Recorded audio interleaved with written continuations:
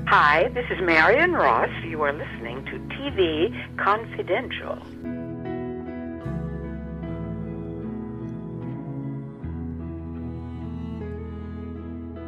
Ed Robertson, welcoming you back to TV Confidential, radio talk show about television. Very happy to welcome back our friend Jim Meskimen. Jim Meskimen, working actor for more than 3 decades and one of the most talented impressionists and voice artists in the entertainment industry today. Jim has been the voice of Colonel Sanders for KFC for many, many years. Plus, he's been seen and or heard in hundreds of other commercials, including a very famous one for Geico, in which he plays George Washington crossing the Delaware Turnpike. Jim Meskimen has also worked with Oscar-winning director Ron Howard 5 times and Oscar-winning director Paul Thomas Anderson 2 times. He is also an accomplished teacher, teaching many classes on voice acting as well as how to become a working actor. Jim has a new movie out called Hungry that becomes available for viewing on demand on all major streaming platforms beginning Tuesday, June 23rd. We'll ask him about that and more in just a second. In the meantime,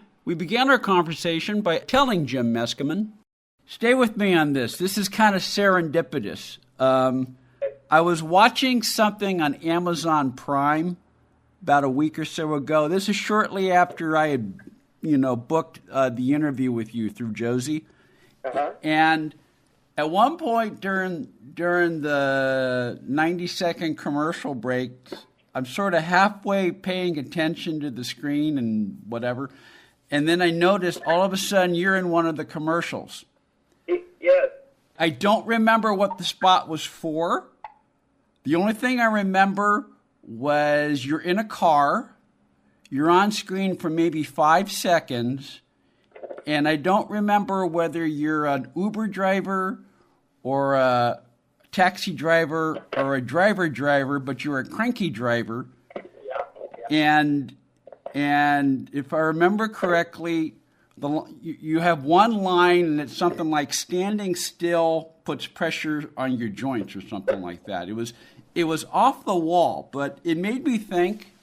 I mean, first of all, do you remember doing the spot, or am I totally making this up? No, you're absolutely accurate. I just did it about a month ago. It just got released. It's for AppleWatch. Okay. And I say, standing's bad for your knees. Okay, that's it. That's it. For 5 seconds. That's it. Well, this sets up. I was 2.5 seconds. Okay, well, this sets up one of my questions for you. First of all, doing stuff for commercials is an art form because you got to tell, if you're making the commercial, you got to tell a story in 20 seconds or less. If you're an actor in a commercial, particularly something like that where you have one line, I mean, I don't know how it was pitched to you, but it's like when you have one line, how do you approach something like that? Do you approach it the same way as if you would approach something where you have several scenes? Well, so I've been an actor in commercials, many commercials. It was my main career for a long time when I was just starting out, before I started working in television and film. And I'm a little bit like, I notice even to this day, I'm a little bit trained to bring in performances within a certain time limit, which is usually very short. Mm-hmm. And that's, I have to kind of fight against it now. But in the commercial realm, yeah, you definitely have this very limited time, and they're always telling you to do it quicker. So, but I approach it the same way. It's an acting job. You're playing a character. You're getting a thing across. This was very simple. This one line, standing's bad for your knees. There were actually a collection of lines that they had me say that basically had the same kind of message. And to be honest, this particular commercial was so confidential because it's a new Apple Watch product, new release, that we were all non-disclosure agreemented to up the wazoo. We were not allowed to bring our phones on the set. We weren't allowed, this is the first for me, we weren't allowed to mention the name of the client on the set.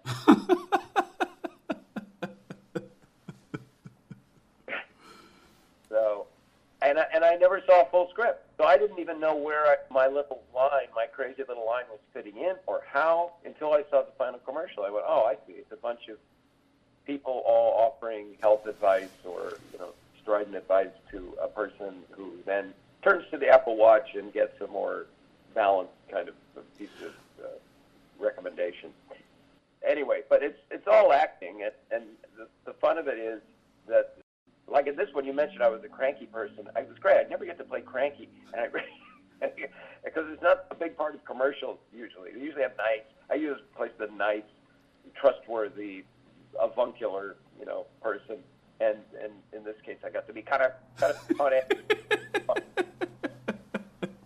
Well, it seems to me, just filling in some of the details as you have, Jim, it seems to me, okay, knowing that you have just sort of a vague idea of what the product is, but you can't reveal any particulars, and they're only telling you so much at the time you come in to film your spot. A part like that, it's something that you really draw on your skill as an actor, and you bring whatever you bring at that moment to play that particular person in order to contribute that character's part to the whole 30-second spot. Yeah, and it's the same when I get an audition for a show like Landman, for example, which I have been recurring on, or Chicago Fire, where it's like, okay, this is the character, and they're the casting directors basically are saying to us actors, they're saying, how would you do this? What performance would you craft? And it's up to us as actors to figure out, what we think would be a cool way to do this. What would be an interesting character that would contribute to the story? And often we don't know much of the story. Like the Landman, I was given one scene to start with, and I didn't know how it fit into the whole. I didn't know what my character would be, a good guy or a bad guy, really. I didn't know too much. But Taylor Sheridan and the director liked what I did, and so they hired me. And it's continued to be kind of mysterious. Like what is I don't know. I never get a full script, so it's a very interesting kind of puzzle solving. But I like to solve puzzles, and it's very rewarding when people go, yeah, we like that. We like what you're selling. We like your approach. And if I'm hearing you correctly, it's also very rewarding when, particularly in a situation such as you just described, where you don't know the whole of the scene or the play. You only know whatever information the director is giving you at the time before the red light goes on. But even in a situation when you don't know the whole of what you're playing, it sounds like when you work with a director who welcomes what you bring to the project, the whole collaborative part, that's also very rewarding. Which absolutely. Yeah. The collaboration is really the fun part, because it's a little hard and I know because I've directed casts before myself on audio projects, and you try to bring actors up to speed on what is a mammoth project, and it's very hard. And it really is incumbent on the one person in charge to go, okay, look, I've got the whole story in my head. I've got this whole landscape, this whole thing you're fitting into. In this scene, you're just an angry guy.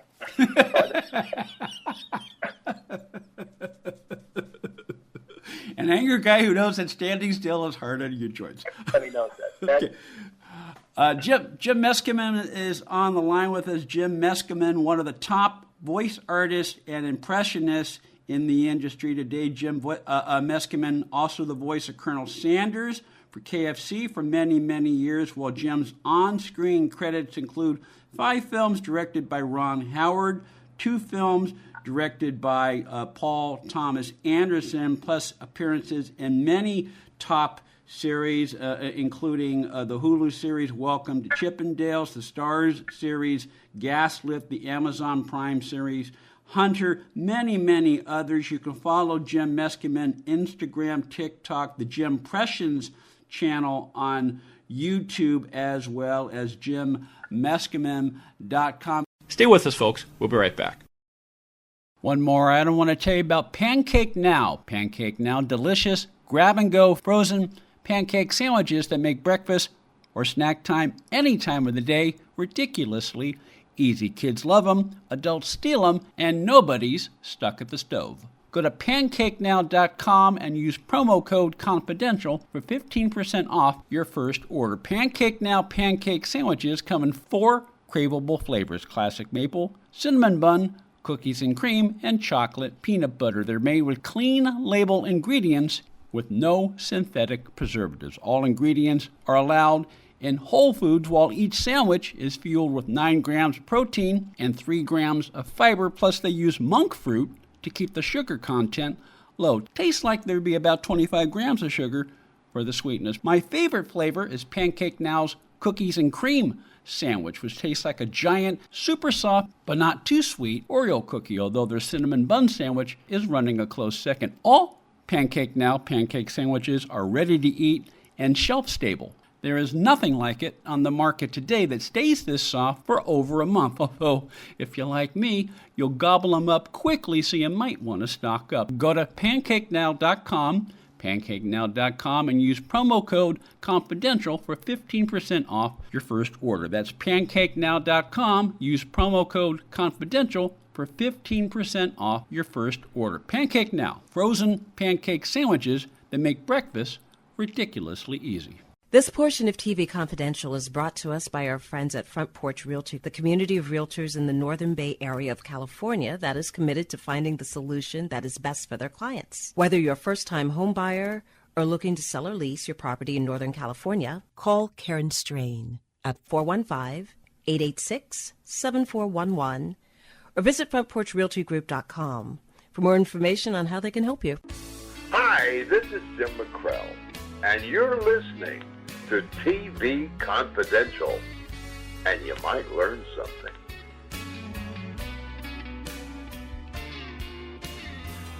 It's funny. I was visiting your website before you called, and one of the things you posted, speaking of Colonel Sanders, is in one of our previous conversations we talked about some of the fun things you've done with the Colonel Sanders character, where you're doing Colonel Sanders being interviewed by or talking to another famous actor. So you're doing like 2 voices in the same spot, you know. It amuses me to put the Colonel Sanders character, who is a very kind of friendly old-timey character, and put him into some sort of a conceived conversation with someone else of note, someone like your John Wayne or your Richard Nixon or even your Anthony Hopkins or Robert Oppenheimer from that Oppenheimer film.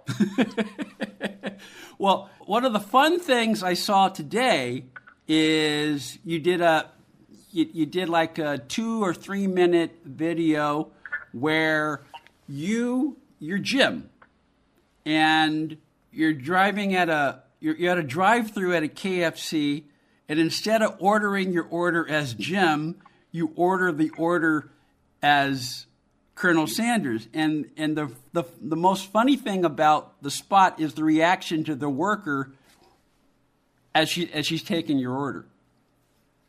Yeah, we thought this would be fun, to come and go through the drive-in and say, yes, I would very much like a bucket of your chicken, and see how they would respond. And so I think I've done that a couple of times. It's one of those sort of YouTube tropes, or Instagram tropes that people like me, voice actors, going through the line and playing some other character. It's the kind of fun thing I like to do. It's just so nice to hear that people see these videos. I do it because I get an idea, and I think it's fun, and it's so easy to do these days, and so easy to share. And I'm sitting here marveling because the times have changed so much. And when I first got into show business, of course, there was no social media. There was no easy access to creating what we now call content. And back then, we called it skit. and I just marvel at the fact that my life has evolved so, I don't know, creatively, because when it started out, I had my tough times. When I was in my 20s, I had a lot of stage fright, and I almost dropped out of acting because I was trying to get some training in acting, and it's very arduous and very invalidating. And I had the self-confidence problem of most post-teenagers, like just feeling like, you're an imposter, or all the good jobs have been taken, or you're never going to make it for one reason or another. And I'm just so grateful I was able to pull out of it. Not only were you able to pull out of it, but you've made, for the most part, this is all you've done. You spent the last 35, 40 years honing your craft and work and doing what you love and getting paid for it. That's all anybody can ask. I've been doing a lot of honing. A lot of honing. Jim Meskimen's on the line with us. Jim Meskimen, one of the top voice artists and impressionists in the entertainment industry today. Jim Meskimen, also an accomplished teacher. He offers several classes, including how to become a working actor, plus special courses in voiceover and impressions. You can learn more about Jim's courses at jimmeskimen.com. You can also follow Jim on Instagram, TikTok, and the Jim Impressions channel on YouTube. I'm not an actor. I just talked to Jim Meskimen on the radio, but one thing I've learned in talking to actors, Jim, is that to be a good actor, you need to be a good listener, and you need to react to what your acting partner does if you're, on the set or on the stage, or if it's just you and the director, you need to react to whatever direction the director gives you so that you can deliver what he needs at the time. So, in other words, you need to pay attention to be a good actor. What are your thoughts on that? Yeah, that's a really good point, and that's a really good question that a lot of people don't credit, and I've never heard anyone ask about it, but that's absolutely true. And again, I've got to kind of thank my lucky stars. When I was, as I mentioned before, I was kind of like disoriented in my 20s. I have to say a lot of it had to do with my own bad habits. I had a drug situation for a while that happened in my post-teen years, and the way I pulled out of it was through this book, Dianetics, that I read. And it has everything to do with what you're just talking about, because in order to be an actor, in order to really, or work in any kind of field, you have to be able to interact with people and hear what they have to say and listen to it very carefully, understand them, and then be able to communicate with them ongoingly so that you can achieve whatever it is you're trying to achieve. And people that had the problem like I had of being a little bit out of reality, or a little bit scared to confront other people, or motivated by strange compulsions or inhibitions, aren't going to be able to succeed very well because they're not actually in the same reality as the person that they're going to work with. They're not able to listen as deeply. They're not able to deliver as capably. And so Dianetics was the thing that really helped me. Dianetics, The Modern Science of Mental Health by Ron Hubbard, which still continues to be a bestseller today. It's the book that really pulled me out of the slough of despond. And it helped me to be able to have a social life that I really craved. You mentioned that I started out as a painter, and I did study extensively in Spain and in Northern California to be a fine art painter, and I loved the activity. What I didn't love about it eventually was that it was so isolated. I didn't want to work for 8, 10, 12 hours a day in a studio, not talking to anybody, listening to the radio and painting. I wanted to be in an art form. And eventually why I chose theater and acting is because it's very social. It's a group activity. You're very rarely, except for COVID, you're very rarely all by yourself. Jim Meskimen is on the line with us. Jim Meskimen, one of the top voice artists and impressionists in the entertainment industry. We'll take a quick time out. We'll talk some more with Jim when we come back here on TV Confidential. If you've got an ED problem, now you can get generic or herbal blue pills for as little as $2 a pill from Steelman Pills. 800-932-2613, 800-932-2613. Ed Robertson thanking you for listening to the TV Confidential podcast. If you like what you hear, please hit the subscribe button so that you won't miss our next episode.